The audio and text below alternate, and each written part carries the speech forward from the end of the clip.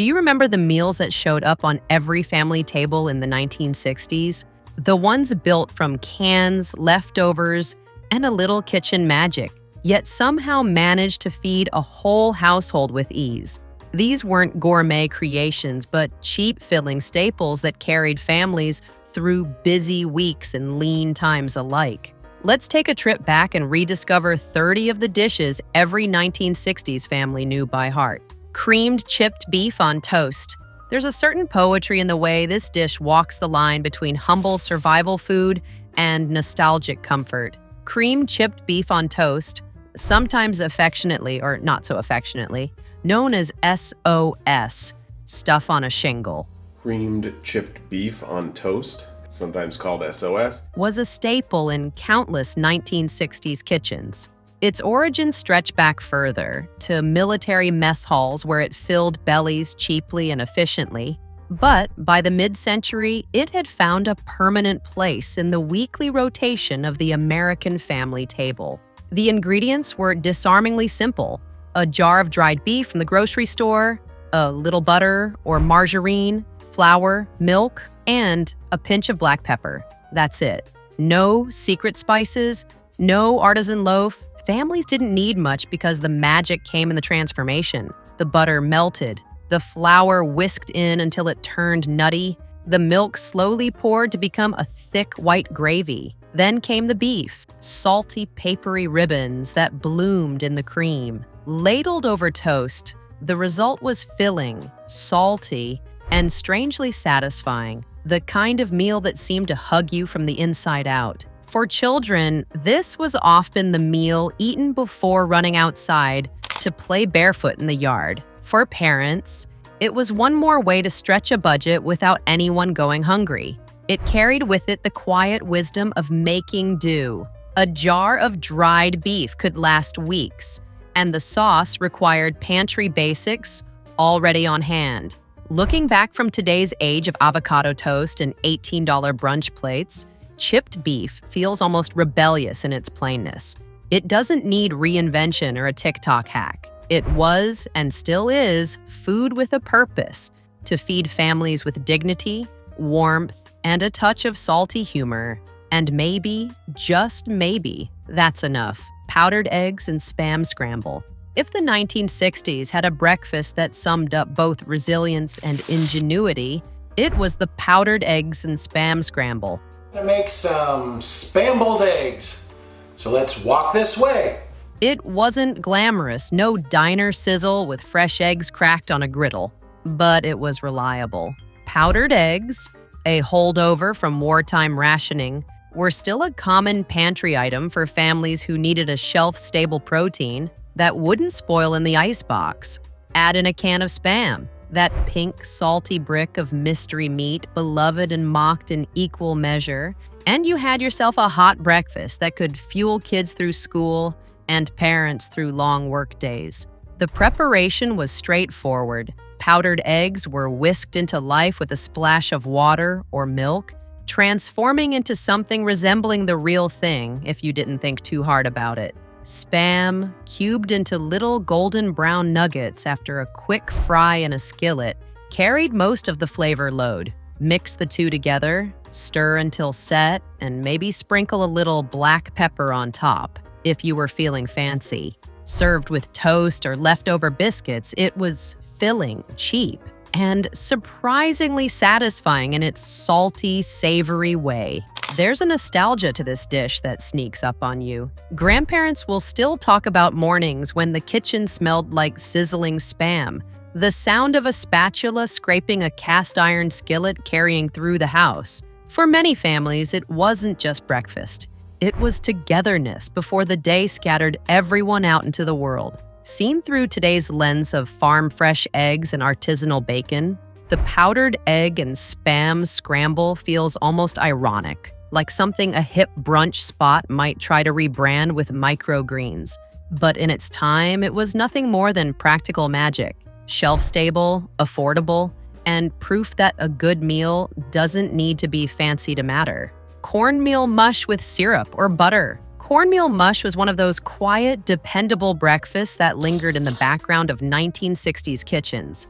Never flashy, but always present. Hi Debbie, and today I am making cornmeal mush. It was a dish that had been passed down for generations, from pioneer hearths to Depression-era stoves, and by the mid-20th century, it was still doing what it did best, filling hungry bellies with pennies worth of ingredients. Just cornmeal, water, and a pinch of salt could be coaxed into a warm, golden porridge that stuck to the ribs. The preparation required patience more than skill. Cornmeal was slowly whisked into boiling water, thickening into a smooth, comforting mass if stirred long enough to keep the lumps away. Once poured into bowls, families had two main routes: syrup for those with a sweet tooth or butter for those craving something savory. Some households even cooled the mush in a pan, sliced it the next day, and fried it crisp in bacon grease.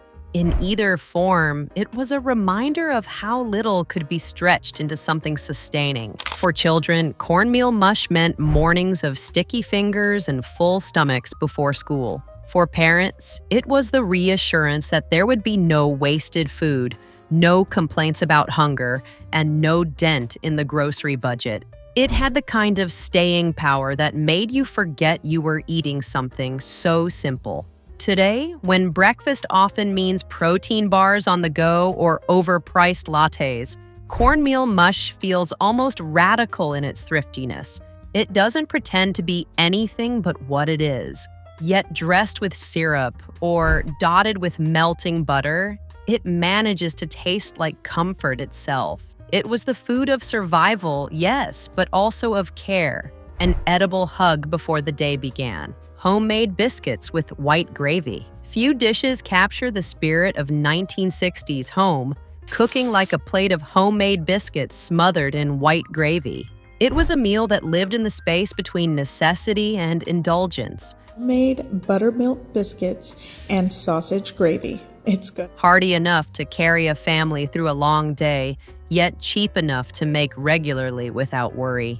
The biscuits themselves weren't store-bought fluffs of perfection, but hand-mixed creations, often stirred together with flour, baking powder, lard or shortening, and a splash of milk. They were rustic, imperfect, and utterly reliable, rising golden in the oven and filling the kitchen with that unmistakable scent of warmth. The white gravy was the true star, though. Born out of frugality, it transformed fat drippings, whether from bacon, sausage, or even a dollop of saved lard, into something rich and comforting. A bit of flour browned in the grease, milk whisked in, and black pepper cracked over the bubbling surface until the sauce thickened into its familiar creamy cloak. Ladled generously over split biscuits, it was a dish that cost next to nothing, but gave the feeling of plenty. For families, this breakfast was both ritual and reassurance.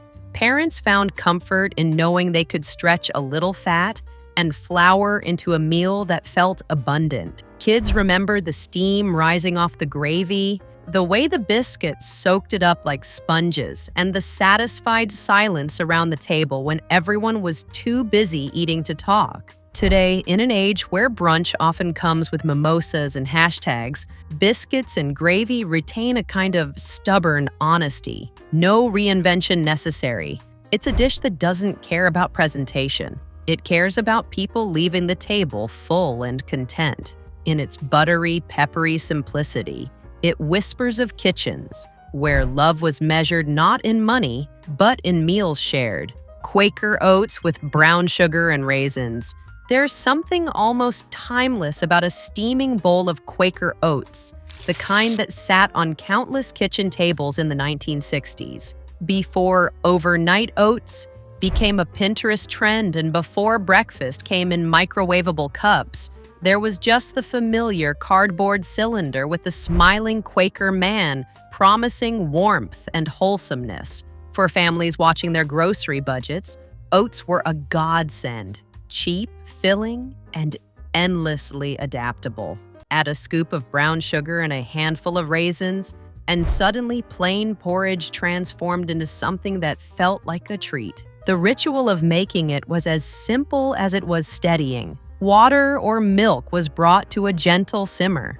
Oats stirred in until the mixture thickened into that creamy, stick-to-your-ribs consistency. Brown sugar melted into caramel swirls, sweetening every bite, while raisins plumped in the heat, little bursts of chewy sweetness against the backdrop of grain. It wasn't flashy, but it was reliable. The kind of breakfast that made sure no one left the house hungry, even if the cupboards were nearly bare. For many, the memory of Quaker oats is inseparable from mornings at the family table. Sleepy kids in pajamas, the scrape of spoons against bowls, a parent reminding everyone to eat quickly before the bus came. It was nourishment, yes, but also ritual, an edible signal that the day was beginning. From today's perspective, when cereal aisles boast neon-colored marshmallows and protein-packed innovations, a bowl of oats with brown sugar and raisins feels almost quaint, but there's a reason it hasn't disappeared. It embodies frugality and comfort all at once, a reminder that simple ingredients can still warm both body and spirit. One bowl, a little sweetness, and a whole lot of memory. It's breakfast at its most honest. Bologna sandwiches with mayo on Wonder Bread. Few things say 1960s lunch quite like a bologna sandwich on Wonder Bread. It was the great equalizer of American schoolyards and factory break rooms alike. Cheap, convenient, and familiar. Bologna itself was the working-class cousin of the more dignified deli meats. A pink, uniform slice of mystery that came stacked in neat piles from the grocery counter. Pair it with a swipe of mayonnaise and the pillowy softness of Wonder Bread, and you had a sandwich that was far more about practicality than prestige. The construction was quick and unpretentious. 2 slices of Wonder Bread, impossibly white and fluffy, spread with just enough mayo to keep things from being dry. A slice or 2 of bologna laid flat, maybe folded once for flair if you were feeling creative. Sometimes a leaf of iceberg lettuce or a single square of American cheese made an appearance, but the bare-bones version was often enough. Wrapped in wax paper or tucked into a metal lunchbox beside an apple, it was a staple of the noon hour. For kids, the sandwich often meant sitting in noisy cafeterias, trading potato chips across the table and hoping no one laughed at what was in your bag. For adults, it was the kind of meal eaten quickly during a short lunch break, simple fuel before heading back to work. It carried with it a certain honesty. This wasn't gourmet fare, but it kept the family fed without straining the wallet. Seen from today's world of artisanal sourdoughs and curated charcuterie boards, the humble bologna sandwich almost feels rebellious. It doesn't try to impress. It simply delivers what it always did. Soft bread, salty meat, creamy mayo, and the kind of quiet nostalgia that makes you remember childhood summers and lunch boxes with thermoses rattling inside. A working-class classic through and through, grilled cheese with canned tomato soup. If comfort food had a uniform in the 1960s, it would surely be a golden grilled cheese sandwich served alongside a steaming bowl of canned tomato soup. This pairing was more than just lunch or dinner.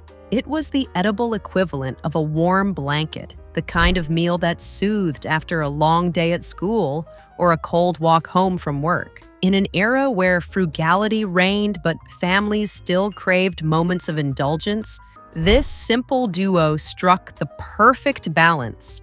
For grilled cheese and tomato soup is pretty. The sandwich itself was all about straightforward satisfaction. 2 slices of Wonder Bread, a couple squares of American cheese, the kind that unwrapped in shiny orange singles, and a pat of butter sizzling in the skillet. The bread toasted to a crispy golden brown, while the cheese melted into a gooey ribbon of sunshine. It was never fancy, but the aroma alone could draw kids into the kitchen faster than any call from the front porch.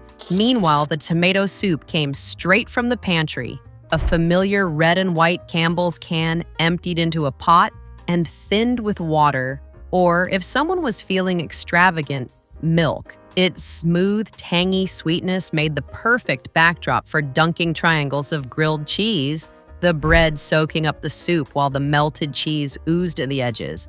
It was a ritual as much as a meal, a combination that just worked. No alterations necessary.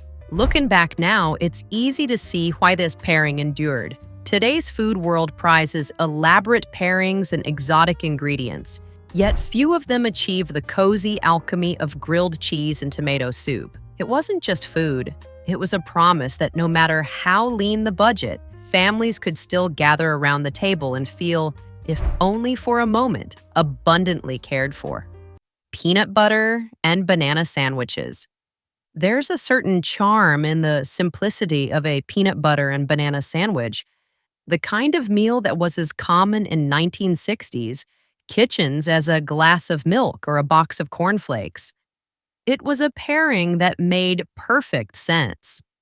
The creamy, salty richness of peanut butter meeting the soft sweetness of ripe bananas, all tucked between slices of white bread. It wasn't just a lunchbox filler, though. It was a little slice of comfort that could be made in minutes, with ingredients nearly every family had on hand. Preparation was as unpretentious as it gets. Bread, usually Wonder or something just as soft and yielding, got a generous swipe of peanut butter. Sometimes crunchy, sometimes smooth, depending on family loyalty. Bananas were sliced into coins and layered neatly or occasionally mashed into a spread for less delicate hands. A second slice of bread pressed on top. And just like that, you had a sandwich that was sweet, satisfying, and nourishing enough to keep kids going until dinner time. For children, this sandwich often meant a break from the monotony of bologna or egg salad. It was a treat disguised as lunch. And more than one kid proudly traded halves in the cafeteria. For parents, it was reliable and inexpensive, a way to stretch the grocery budget without anyone feeling deprived. Even Elvis Presley made this humble pairing famous, though his preferred version was fried in butter and occasionally dressed up with bacon. Seen from today's perspective, with shelves of nut butters flavored with honey, chocolate, or chai, the original peanut butter and banana sandwich holds its ground. It doesn't need reinvention. It remains what it always was, a little reminder that sometimes the best meals aren't the fancy ones, but the ones that are quick, filling, and made with love. Egg salad sandwiches with paprika dusting. The egg salad sandwich was a humble hero of the 1960s lunch table, proof that simple ingredients could be transformed into something both filling and comforting. Eggs were inexpensive and always on hand. And when boiled, mashed, and dressed up with a little mayonnaise, mustard, and seasoning, they became a creamy spread that stretched a few eggs into enough food for a family. Nestled between slices of soft white bread, it was the kind of sandwich that didn't just feed, it soothed. And the finishing touch? A dusting of paprika gave it just enough flair to look like something more special than it cost. Making egg salad was part science, part ritual. Hard-boiled eggs were peeled and chopped, mixed with mayonnaise until they reached that perfect balance of creaminess, then brightened with a dab of yellow mustard and a sprinkle of salt and pepper. Some households folded in celery for crunch, while others insisted on keeping it smooth and spreadable. Once spooned generously onto bread, the sandwich was ready, but in many kitchens, a gentle shake of paprika over the top was tradition, a little splash of color on an otherwise pale spread. For families, egg salad sandwiches were the kind of meal that appeared regularly in lunch boxes and at picnics. They were reliable, inexpensive, and easy to prepare in big batches for gatherings or potlucks. Kids might wrinkle their noses at the smell, but they almost always ate them. And parents appreciated how far a dozen eggs could go. Today, when gourmet delis offer egg salad on artisan rye with fresh herbs and microgreens, the 1960s version feels charmingly straightforward. It didn't need reinvention then, and it doesn't now. Just bread, eggs, a little mayonnaise, and that iconic sprinkle of paprika, simple, thrifty, and enduringly comforting. Cabbage soup with saltines. Cabbage soup was one of those dishes that carried with it the quiet resilience of families who knew how to stretch a dollar. In the 1960s, it was more than just a meal, it was a strategy, a way to turn a humble head of cabbage and a few pantry scraps into something hearty enough to feed a whole household. The soup pot simmered on countless stovetops, filling kitchens with the earthy, slightly sweet aroma of cabbage mingling with onions, carrots, and maybe a bit of tomato if the budget allowed. Some families tossed in a ham bone for extra flavor, others relied on bouillon cubes. But the soul of the dish was always the cabbage itself. The preparation was uncomplicated and forgiving. Cabbage was chopped into rough chunks, vegetables diced, and everything boiled together until it softened into a savory broth that was both filling and soothing. Saltines were the faithful companions, crumbled directly into bowls to soak up the broth or eaten on the side, their crisp saltiness balancing the sweetness of the cabbage. It wasn't fancy, but it was dependable. The kind of meal that reassured families there would be something warm and nourishing on the table even when paychecks were thin. For many, cabbage soup was tied to memories of parents doing their best to provide during lean weeks, or of grandparents who never let food go to waste. It wasn't just sustenance. It was a lesson in resourcefulness, proof that comfort could come from the simplest ingredients. Today, with trendy detox cabbage soup diets making the rounds, it's easy to forget that this dish wasn't about dieting at all. It was about survival and care, served with a sleeve of saltines and a side of love. Simple, frugal, and unforgettable. Meatloaf with ketchup glaze. If there was ever a crown jewel of the 1960s dinner table, it was the humble meatloaf crowned with its shiny red ketchup glaze. Meatloaf was more than a recipe. It was a survival tactic dressed up as comfort food. Ground beef, affordable and versatile, was stretched with breadcrumbs, oats, or crushed crackers, bound together with an egg, and seasoned with whatever spices a cook had on hand. The loaf was shaped, pressed into a pan, and then came the magic touch. A thick layer of ketchup spread across the top, caramelizing in the oven until it formed a tangy, sweet crust that practically begged to be sliced into. The beauty of meatloaf was its adaptability. Families on tight budgets could make a pound of ground beef feed 6 by bulking it out with fillers, and leftovers transformed beautifully into sandwiches for the next day. Every household had its quirks. Some added chopped onions or green peppers. Others swore by Worcestershire sauce or a dash of mustard. But the common denominator was always that glossy ketchup glaze, a unifying thread across countless kitchens. For children, meatloaf was a weekly fixture, a dish that smelled like home the moment they walked through the door after school. Parents relied on it as a guaranteed crowd pleaser, something hearty enough to anchor a plate of mashed potatoes and green beans. It was the kind of dinner that filled bellies and quieted complaints, a little piece of stability served in thick slices. Today, meatloaf sometimes gets mocked as old-fashioned, a relic of the suburban dinner table. Yet even in the age of gourmet burgers and artisanal meatballs, it refuses to fade. There's something enduring about that ketchup-glazed top, something that says, this isn't just food, it's tradition baked into a pan. Tuna noodle casserole. Few dishes embody the ingenuity of 1960s home cooking quite like tuna noodle casserole. It was the poster child for making do with what you had, transforming a handful of inexpensive pantry staples into a dish that could feed a family of 6 and still leave leftovers for the next day. At its core, it was a recipe of resourcefulness. A can or two of tuna, a bag of egg noodles, cream of mushroom soup from Campbell's, and a topping of crushed potato chips or breadcrumbs that gave it just the right amount of crunch. Nothing fancy, but entirely reliable. The preparation was straightforward and almost ritualistic.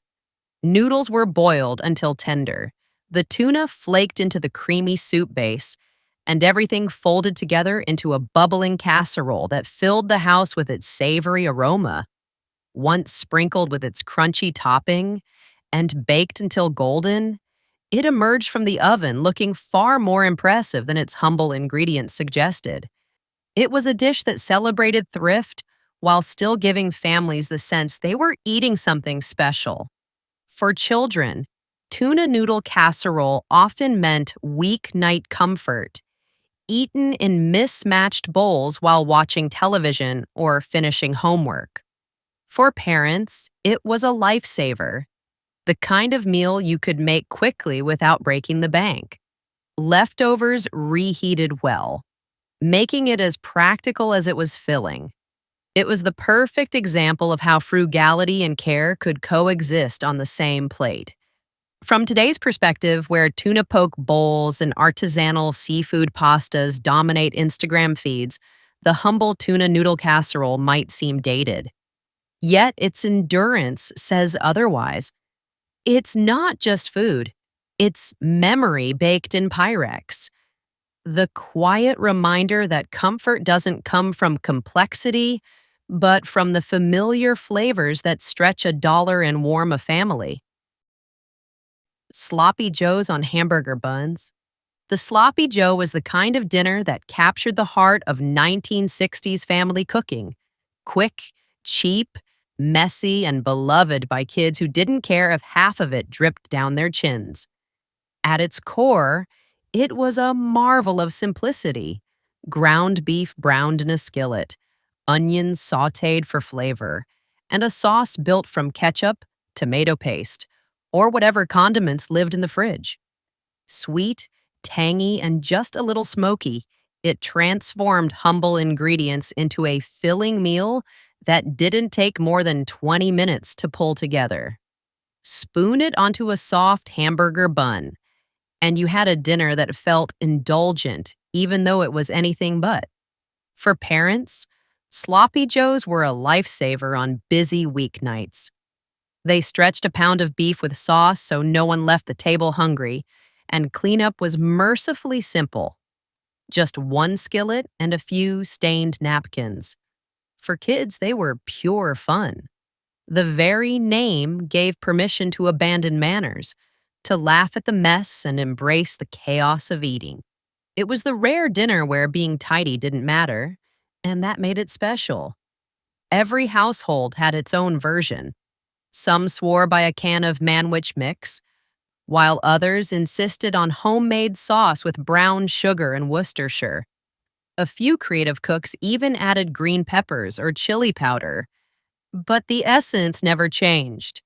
Savory meat in a sweet and tangy sauce, piled high on a bun.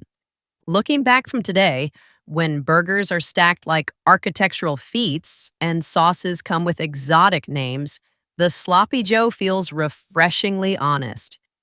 It never pretended to be gourmet. It only promised to be hearty, fun, and affordable. In its messiness, it carried a kind of freedom, proof that sometimes the best meals are the ones you don't eat neatly. Macaroni and cheese, homemade or craft box.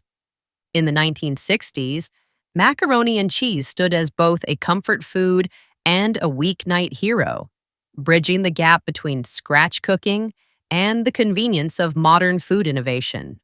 On one hand, there was the homemade version, elbow macaroni boiled until tender, folded into a creamy sauce made from milk, butter, and a handful of shredded cheese, often cheddar, though families made do with whatever was affordable or lingering in the fridge. Baked in the oven until golden on top, it carried with it a sense of occasion. even if it was just another Tuesday night. On the other hand, there was Kraft. The iconic blue box became a fixture in cupboards across America. Its promise of quick, inexpensive comfort impossible to resist. Powdered cheese, suspiciously neon but undeniably delicious, mixed with margarine and milk to coat noodles in a sauce that children adored. For many families, the Kraft version wasn't just easier. It was cheaper, faster, and kid-approved every time. It didn't require measuring cups or recipes, just a saucepan and 15 minutes. The duality of mac and cheese reflected the era itself. The homemade dish connected families to tradition, recalling mothers and grandmothers who baked bubbling casseroles for gatherings. The boxed version embraced the convenience culture of the post-war boom, where housewives balanced tight budgets with the growing availability of packaged foods. Both versions, however, shared the same core. Warm noodles cloaked in creamy, cheesy goodness that filled stomachs and soothed spirits. Today, mac and cheese remains a staple, reinvented endlessly with gourmet cheeses, breadcrumbs, or truffle oil. But the heart of it hasn't changed. Whether from the oven in a casserole dish or poured straight from a saucepan with powdered cheese, it remains the taste of childhood, thrift, and comfort served in a bowl. Hot dogs with baked beans. Hot dogs with baked beans was the kind of dinner that defined practicality in the 1960s. It wasn't glamorous, and it certainly wasn't meant to impress company. But for a busy family trying to feed hungry mouths on a budget, it was nothing short of a lifesaver. Hot dogs were inexpensive, filling, and endlessly versatile, while a can of baked beans, often Campbell's or Van Camp's, could be stretched to feed a crowd. Together, they made a meal that was quick, comforting, and satisfying, even if it leaned more toward utility than elegance. Preparation was hardly complicated. Hot dogs could be boiled, grilled, or even sliced and tossed directly into the beans for a one-pot wonder that saved on dishes. The beans themselves came from a can, thick with molasses and brown sugar, sometimes doctored up with ketchup, mustard, or a dash of Worcestershire to make them taste homemade. For many families, the smell of beans simmering on the stove, while hot dogs browned in a pan, was the unmistakable signal that dinner would be on the table in minutes. For kids, it was a meal to be devoured with gusto, often eaten with buttered white bread on the side or accompanied by potato chips for crunch. Parents loved it because it was foolproof and affordable, the kind of dish that could stretch a grocery budget without leaving anyone hungry. It was also endlessly forgiving. Leftovers could be reheated for lunch the next day, and no one ever complained. Looking back now, in an age where hot dogs are dressed with artisanal toppings and beans are slow-cooked with Kraft bacon, the old-fashioned pairing feels almost quaint. But in its time, it was exactly what families needed: warm, hearty, and dependable. Sometimes the simplest meals leave the longest memories. Chicken a la king. Chicken a la king was one of those dishes that managed to straddle the line between elegance and economy. A sort of company dinner made from pantry shortcuts. In the 1960s, it was a weeknight marvel that made leftover chicken or even canned meat feel like something special. The dish was creamy, hearty, and versatile, ladled over toast, rice, or even mashed potatoes, depending on what a family had on hand. It carried the illusion of luxury, but underneath was pure practicality. The preparation was fairly straightforward, yet it had the flair of restaurant cooking brought into the suburban kitchen. Butter and flour came together to make a roux, milk or cream was whisked in, and soon a silky sauce thickened in the pan. Into that base went chopped chicken, a scattering of mushrooms, peas, or pimientos if they were available, and a sprinkle of black pepper for depth. The result was a velvety mixture that clung to bread or rice, transforming the humble ingredients into something that felt indulgent without breaking the budget. For families, chicken a la king was a dish that could stretch a little meat into a meal for many, an especially valuable trick in households where every penny mattered. Kids often remembered the comforting richness of the sauce and the fun of pouring it over toast-like gravy. Parents appreciated that it could be whipped up quickly, yet still looked impressive enough to serve when neighbors or relatives dropped by. Today, chicken a la king has largely slipped out of fashion, replaced by trendier comfort foods, but it still holds a nostalgic charm. In a world where creamy pasta dishes are celebrated on TikTok, it's worth remembering that this classic did it first. It was proof that even thrift could be dressed up and served with style. Goulash. In the 1960s, goulash wasn't the richly spiced Hungarian stew you might imagine from cookbooks. It was the Americanized version that bubbled away on stovetops in countless kitchens, feeding families with ease and thrift. It was the quintessential stretch a pound of ground beef meal, patted out with elbow macaroni, canned tomatoes, and whatever vegetables were on hand. Sometimes it went by other names, slumgullion or American chop suey, but whatever you called it, goulash was a dependable way to make something hearty from very little. The process was as forgiving as it was simple. Ground beef browned in a skillet with onions and garlic, the fat drained off, then everything mixed together with tomato sauce, canned diced tomatoes, and a dash of seasoning, salt, pepper, maybe a shake of paprika if someone was feeling adventurous. Cooked macaroni was folded in, soaking up the sauce and binding it all together. Some families tossed in green peppers, corn, or even a splash of Worcestershire sauce to deepen the flavor. It was never about precision. It was about making dinner quickly and cheaply, with enough leftovers to reheat the next day. For kids, goulash was comfort in a bowl, easy to eat and always served in generous portions. It was the kind of meal that showed up after long school days, scooped steaming from the pot into chipped bowls around the kitchen table. For parents, it was a relief, affordable, filling, and guaranteed to stretch across multiple meals. Even the name carried a kind of homely charm, a reminder that resourcefulness didn't have to mean going without flavor. Today, with pasta dishes dressed up in artisan sauces and boutique cheeses, 1960s goulash feels quaint. Yet its legacy endures as proof that comfort food doesn't require extravagance, only creativity, thrift, and a pot big enough to share. Cabbage rolls. Cabbage rolls in the 1960s were the kind of dish that looked like a labor of love, but were at heart a clever way to stretch humble ingredients into something that felt abundant. They carried with them the influence of Eastern European immigrant kitchens, where thrift and tradition met in one pot. At their core, they were about taking what was cheap and available, cabbage, rice, and a bit of ground beef or pork, and turning it into a meal that fed not just the stomach, but the soul.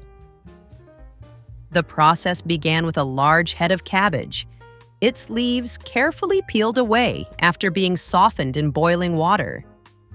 Into those pliable green sheets went a filling of rice, onions, and seasoned meat, rolled tightly like little parcels of hope. They were layered in a casserole dish or Dutch oven, then simmered slowly in a tomato-based sauce that infused everything with tangy richness. The aroma that filled the kitchen was unmistakable. A blend of sweet cabbage, savory meat, and tomato that promised comfort long before the first bite.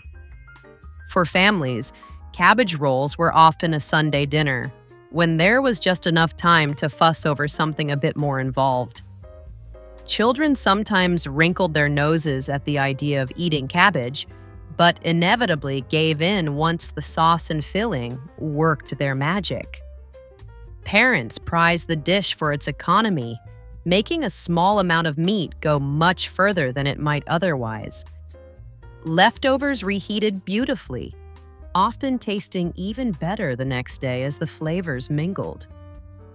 In today's world of fast meals and grab-and-go culture, cabbage rolls might seem old-fashioned, the kind of dish reserved for heritage festivals or grandma's kitchen. But in their time, they were a reminder of resilience and creativity, proof that even a cabbage leaf could cradle comfort. Shepherd's pie with canned veggies. Shepherd's pie in the 1960s was less about following tradition and more about practicality. The original dish, rooted in British kitchens, called for lamb. But in American households, it almost always meant ground beef, cheaper, more available, and endlessly versatile. The beauty of shepherd's pie was its layered simplicity. A savory base of meat and vegetables, crowned with a thick blanket of mashed potatoes, baked until golden and bubbling at the edges. And in the era of canned convenience, those vegetables usually came straight from a tin. Peas, carrots, or green beans, drained and folded into the filling without fuss. The process was both straightforward and forgiving. Ground beef browned in a skillet with onions, sometimes bulked up with breadcrumbs or oats to stretch it further, then seasoned with a splash of Worcestershire sauce or just plain salt and pepper. The canned vegetables went in next, lending sweetness and color, followed by a ladle of gravy or even condensed soup to bind it all together. Mashed potatoes, often whipped from instant flakes or leftover from the night before, were spread generously across the top. Once baked, the pie emerged from the oven with a golden crust, hearty enough to stand as a full meal on its own. For families, shepherd's pie was comfort disguised as economy. Kids loved the way the potatoes soaked up the savory gravy, while parents appreciated that a single dish could satisfy everyone without requiring side after side. It was especially popular in larger households where one casserole pan could stretch across dinner and maybe even into lunchboxes the next day. Today, shepherd's pie often appears dressed up with fresh herbs, artisanal broths, and farm-fresh produce. But the 1960s version carries its own charm. It was proof that thrift and comfort could coexist beautifully, layered neatly in one humble pan. Chili with saltine crackers. In the 1960s, chili was a weeknight workhorse, bubbling away on stovetops in kitchens where frugality and comfort had to go hand in hand. It wasn't the meticulously spiced, slow-cooked competition chili of today. It was a straightforward mix of ground beef, canned tomatoes, kidney beans, and chili powder. It was hearty, flavorful, and most importantly, inexpensive. Stretching a pound of meat and a couple of cans into a pot big enough to feed a family with plenty to spare for leftovers. The real star of the table, though, was often the sleeve of saltine crackers sitting beside the pot, ready to be dunked, crumbled, or nibbled with each spoonful. The preparation was quick and forgiving. Ground beef sizzled in a skillet, onions softened in the fat, and the rest of the ingredients were poured straight from cans into the pot. Chili powder gave it warmth, though not too much. This was family food, after all, meant for children as well as adults. As it simmered, the flavors melded into a savory, slightly tangy stew, filling the kitchen with the kind of smell that promised something substantial was on the way. When ladled into bowls, it was almost always paired with saltines, those pale, crisp crackers that added crunch or softened into the broth, depending on how they were eaten. For kids, chili meant warming up after school on a cold day, sleeves of crackers disappearing as fast as the chili itself. For parents, it was a relief, cheap, filling, and versatile enough to reheat or repurpose the next day. It represented economy without sacrifice, the assurance that even lean weeks could include hearty meals. Today, chili comes in countless gourmet variations, but the 1960s version remains its own kind of classic. Unpretentious, practical, and deeply satisfying, alongside a handful of saltines. Roast chicken with gravy and mashed potatoes.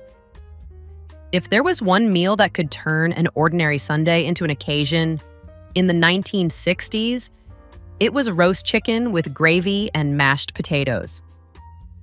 This was the centerpiece dish that made its way onto countless family tables, often signaling the one night of the week when everyone slowed down long enough to sit together.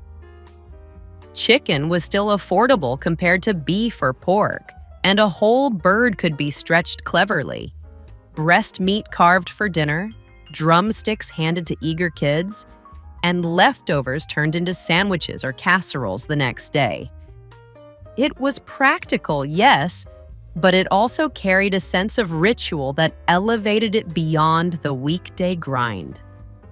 The preparation was straightforward, yet deliberate. A chicken rubbed with salt, pepper, and maybe a little paprika or garlic was slid into the oven, the skin browning and crisping as the house filled with its irresistible aroma. Mashed potatoes simmered on the stovetop, whipped with milk and butter until fluffy, waiting to soak up the rich gravy made from the pan drippings. That gravy was the heart of the meal, savory, silky, and a reminder that nothing went to waste. For families, roast chicken night was about more than the food. It was the experience of gathering, of parents carving at the table while children passed plates, of quiet gratitude for a meal that felt abundant even when budgets were tight. Leftovers were expected and even celebrated, proof that one good chicken could serve a family well into the week. Today, when rotisserie chickens can be picked up at supermarkets and mashed potatoes come dehydrated in boxes, the homemade version holds a special nostalgia. Roast chicken with gravy and mashed potatoes wasn't just dinner, it was family tradition, served hot and remembered fondly. Ham hocks and beans. Ham hocks and beans was the kind of dish that spoke the language of thrift and patience, simmering away for hours until it transformed the cheapest of cuts into something deeply satisfying. In the 1960s, this meal was common in households that knew how to stretch every dollar and squeeze flavor from the humblest ingredients. Ham hocks, often overlooked and inexpensive, were prized for the richness they imparted. Their marrow and smoky fat melting slowly into pots of dried beans. Together, they created a meal that was hearty, filling, and far greater than the sum of its parts. Preparation was more about time than effort. The beans, pinto, navy, or whatever was cheapest, were soaked overnight, then simmered with ham hocks in a big pot of water or broth. Onions, garlic, or a bay leaf might be added if they were available, but the essence came from the way the hocks slowly flavored the beans, turning the liquid into a silky, smoky broth. Hours later, the beans were tender, the meat falling from the bone in shreds that blended seamlessly into the pot. Served with cornbread or a few slices of white bread, it was the kind of meal that filled stomachs and left little room for complaint. For families, ham hocks and beans was more than sustenance. It was a reminder of resilience and resourcefulness. Parents saw it as a way to feed many with very little, while kids often remembered the warmth of the kitchen on those long, simmering days, the smell of beans and smoke lingering through the house. Today, when nose-to-tail cooking is celebrated in trendy restaurants, ham hocks have gained a kind of culinary respectability. But in the 1960s, they were simply survival food turned comfort food, proof that patience and thrift could create something delicious.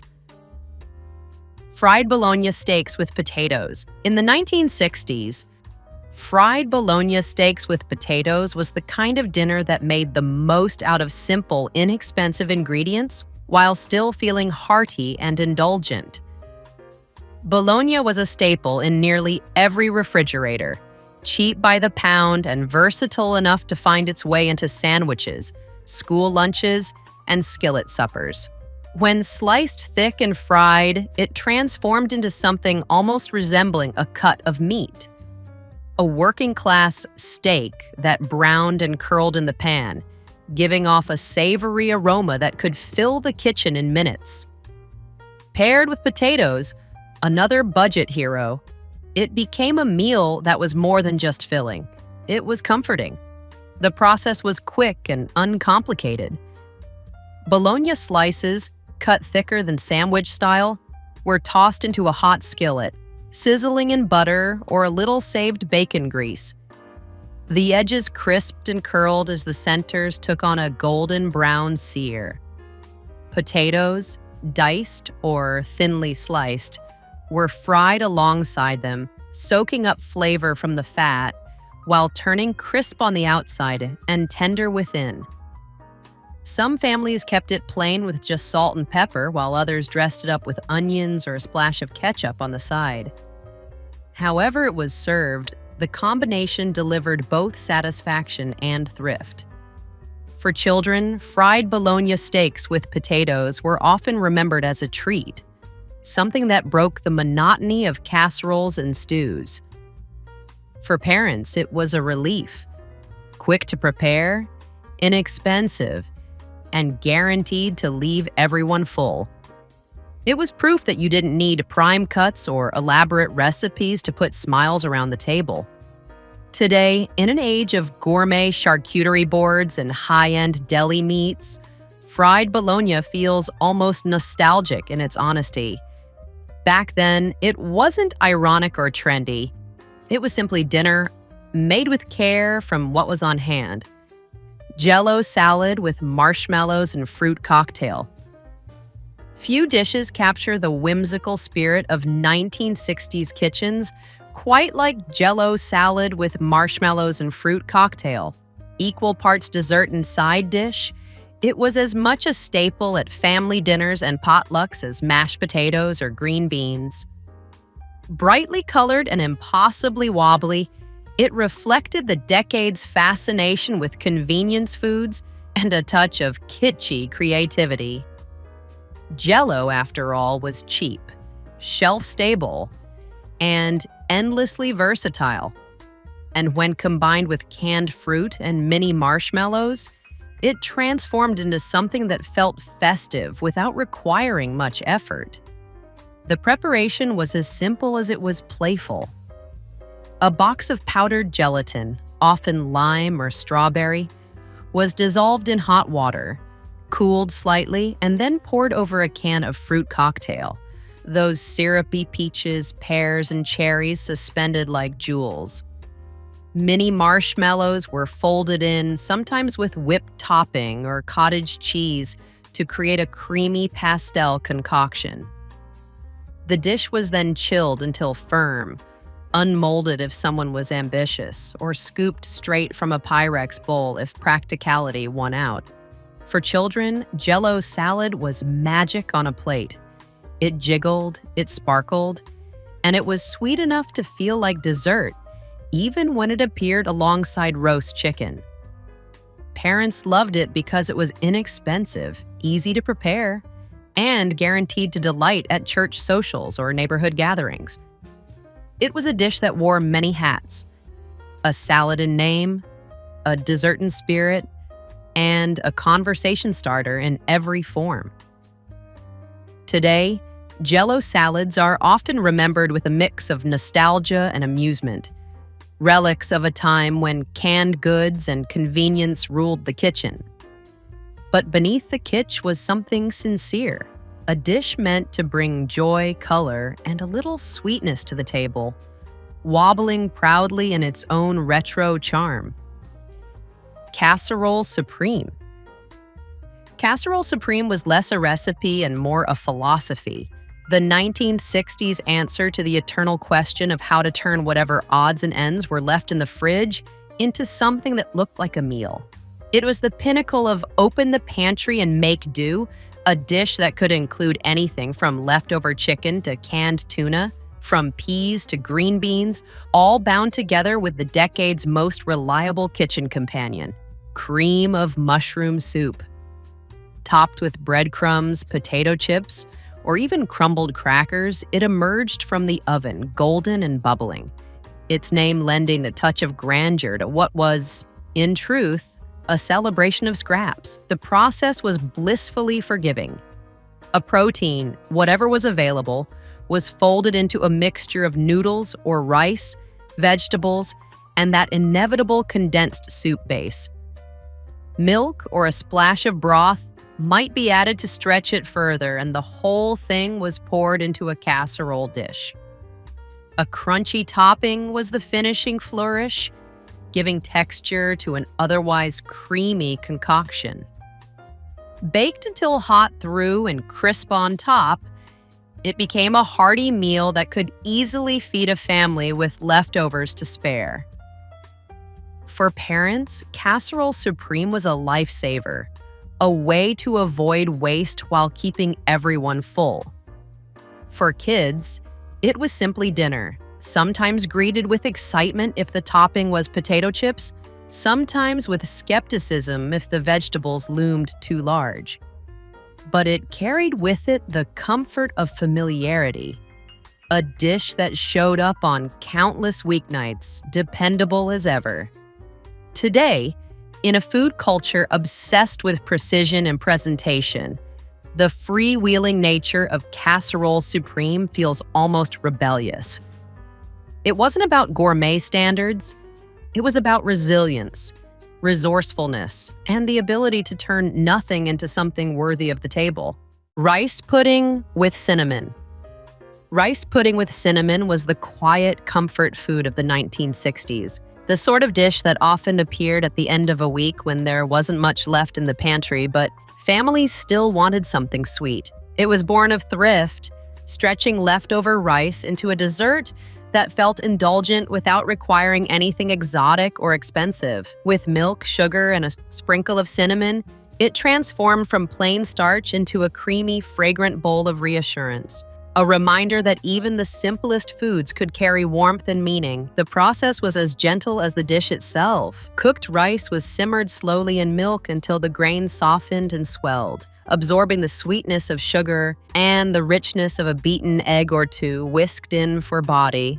The mixture thickened into a custard-like consistency, comforting and smooth, with cinnamon dusted over the top like the final stroke of artistry. Some families stirred in raisins for chewy bursts of sweetness, while others preferred theirs plain and silky. Served warm or chilled, it was a dessert that seemed to hug from the inside out. For children, rice pudding was often tied to memories of sitting at the kitchen table after supper, spoons scraping quietly against bowls as the day wound down. Parents valued it for its practicality, a way to use every bit of food without waste and still give their family the pleasure of something that felt special.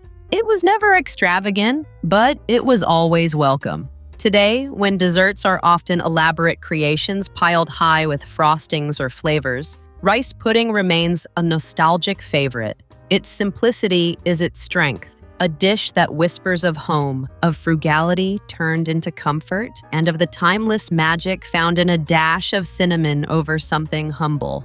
Bread pudding with stale loaf and raisins. Bread pudding with raisins was the kind of dessert that defined the ingenuity of 1960s kitchens, where nothing went to waste, and even the stalest loaf could be reborn into something warm and comforting. It wasn't flashy, and it certainly wasn't expensive, but it carried with it the quiet magic of transformation. Dry bread, instead of being tossed out, was soaked in a custard of milk, sugar, and eggs, sweetened further with raisins, and spiced with a hint of cinnamon or nutmeg. When baked, it became soft and custardy inside, golden and slightly crisp at the edges, filling the kitchen with an aroma that felt like home. The preparation was as humble as the ingredients. Stale bread was torn into chunks and layered in a dish, raisins scattered throughout like little gems. A custard mixture was poured over, seeping into every corner, reviving the bread into something tender. After baking, the pudding emerged puffed and fragrant, ready to be served warm, sometimes with a drizzle of cream or a dusting of powdered sugar if someone wanted to dress it up. It was proof that thrift could taste indulgent. For families, bread pudding was more than dessert. It was an expression of resourcefulness and care. Children might have seen it as a sweet treat, but for parents, it was reassurance that nothing had gone to waste, that they had stretched their groceries a little further while still bringing joy to the table. The raisins added bursts of sweetness that made the dish feel richer than it really was, turning scraps into something celebratory. Today, bread pudding is often dressed up in fancy restaurants with caramel sauces or exotic flavors, but its roots remain the same. It's a dessert born of necessity that endures as comfort, memory, and the gentle triumph of making something from nothing. Banana pudding with vanilla wafers. Banana pudding with vanilla wafers was one of those desserts that seemed to appear at every church supper, potluck, or family gathering in the 1960s. It had a kind of humble elegance, layering simple ingredients into something that looked far fancier than it actually was. At its core, it was just pudding, bananas, and cookies. But somehow, when assembled together in a glass dish, it felt like a showstopper. It was affordable, reliable, and always guaranteed to draw smiles from children and adults alike. The preparation was as forgiving as it was delightful. Vanilla pudding, often made from a Jell-O mix whisked together with milk, formed the creamy base.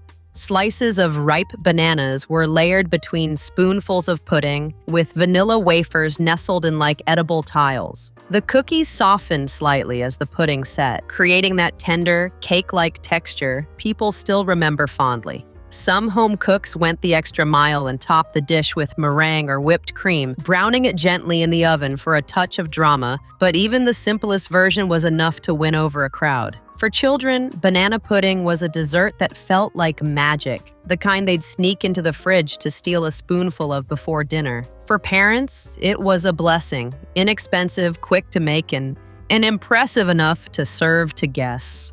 It was one of those dishes that looked celebratory while staying firmly within the bounds of a modest grocery budget. Today, banana pudding is often reinvented in gourmet bakeries or reimagined with artisan cookies and from-scratch custards, but the 1960s version carries its own nostalgia. With its sunny layers of pudding, fruit, and vanilla wafers, it wasn't just dessert. It was community, comfort, and the sweetness of simple pleasures shared at the table. Ambrosia salad. Ambrosia salad was one of those curious creations of the 1960s that blurred the line between side dish and dessert. A pastel dream served proudly at potlucks, picnics, and family gatherings. Its name alone promised something heavenly, and in its own quirky way, it delivered. Built from inexpensive canned goods and pantry staples, it reflected the era's love affair with convenience foods and the joy of turning a few simple ingredients into something that looked festive and indulgent. The preparation was straightforward, almost playful. A can of fruit cocktail or mandarin oranges was drained and stirred together with shredded coconut, mini marshmallows, and sometimes pineapple tidbits for extra sweetness.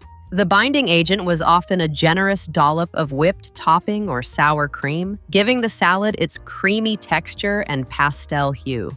Cherries from the fruit cocktail floated to the top like bright jewels, making the dish look more celebratory than its budget origins might suggest.